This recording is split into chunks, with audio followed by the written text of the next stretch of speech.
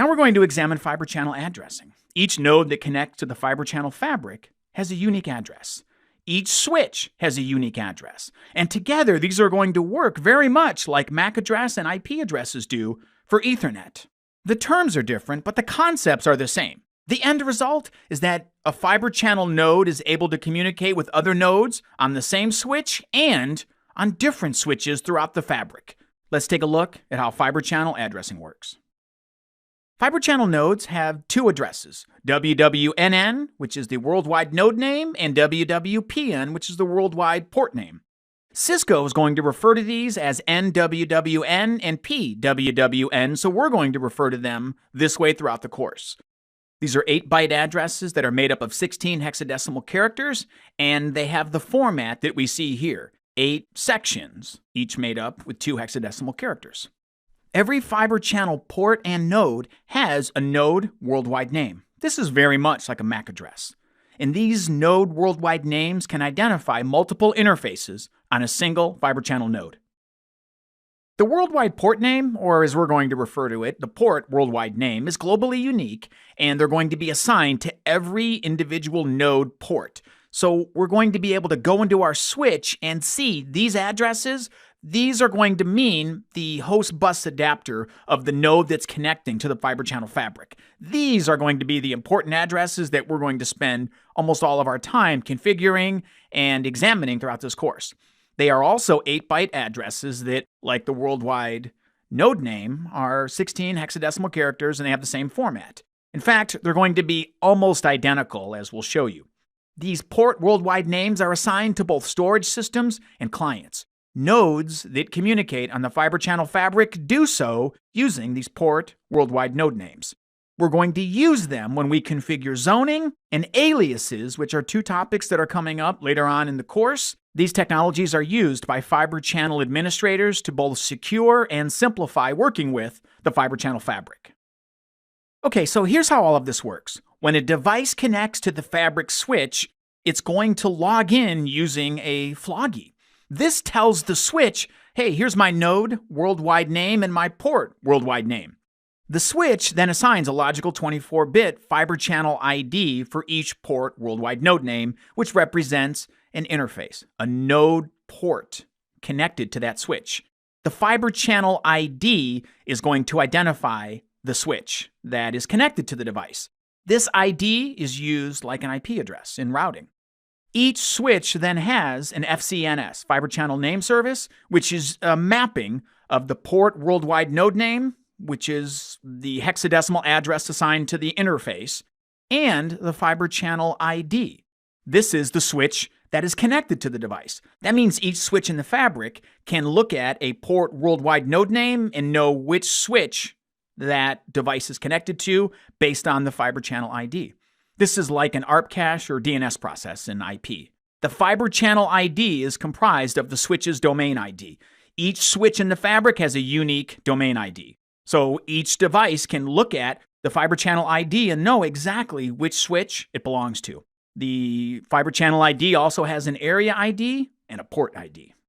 Here's what a Fiber Channel ID looks like. 0x followed by 6 hexadecimal digits. The 0x, of course, means this is hexadecimal. 01, the first 2 hex digits, are the domain ID. Each switch in the fabric is going to have a unique domain ID. The next 2 hexadecimal digits represent the area, and the final 2 digits represent the port ID. Each node is given a fiber channel ID when it logs into the fiber channel switch. And here's the result. We can see the fiber channel ID contains the domain ID of the switch. Here we have fiber channel ID 10.00.01. Any switch in the fabric could look at that fiber channel ID and understand that it belongs to the switch that has domain ID 10, and there's only one switch in the fabric with domain ID 10. So that information right there is enough to get the packet sent to the right switch. Once it gets to that switch, the switch would then be able to look at its local floggy table and see, oh, who did I give this ID to? Oh yeah, that's right. Here's the port worldwide node name, and it's connected to this interface. It would be able to deliver the packet. So just as IP addresses are used to get the packet to the correct router, fiber channel IDs are used to get the fiber channel packet to the correct fiber channel switch. Okay, so we have two devices that are going to log into their respective fiber channel switches. Each device has a unique port worldwide node name, and they're going to log in with the Floggy request. When they do that, the switch is going to assign them a fiber channel ID. If we use the command show Floggy database, we can see the fiber channel ID that was assigned to the device and the unique port worldwide node name that represents each of those interfaces. If any switch in the fabric were to receive one of these, they could look at the fiber channel ID, send it to the correct switch, and then that switch could look in its Floggy database, find the port name and the interface. And that's how we're going to be able to deliver fiber channel packets. Once that's established, then the initiator is going to send a port login or a Ploggy to the target. We have the N port, which is the host connected to the F port of the fiber channel switch. The switches connected together are going to have E ports unless they're trunked, which means they're going to support multiple vSANs. In that case, they would be TE ports. And then the switch connecting to the target is going to have an F port and an N port unless they're allowing multiple vSANs, in which case we'd have a TF and a TN port, respectively. Ploggy is going to be sent from the initiator to the target, and essentially a port login is performed between one endport to another endport so that they can establish a session. In this case, our host needs to access the data storage. The Fiber Channel Name Service database is global to every switch within the fabric, so everybody in the same vSAN has the same FCNS database. This is going to resolve between the physical port worldwide node name and the Fiber Channel ID logical address. Every switch is going to contain their own unique Floggy database of who's logged into it, but they're all going to share a common FCNS database. This contains a fabric-wide record of all of the devices that are logged in and online for each vSAN. Fiber channel networks are divided into vSANs, just like Ethernet networks are divided into VLANs, and what goes on in someone else's vSAN is none of our business. Therefore, FCNS databases are going to be vSAN specific. Now let's see the FCNS database in action. We have two switches, MDS1 and MDS2.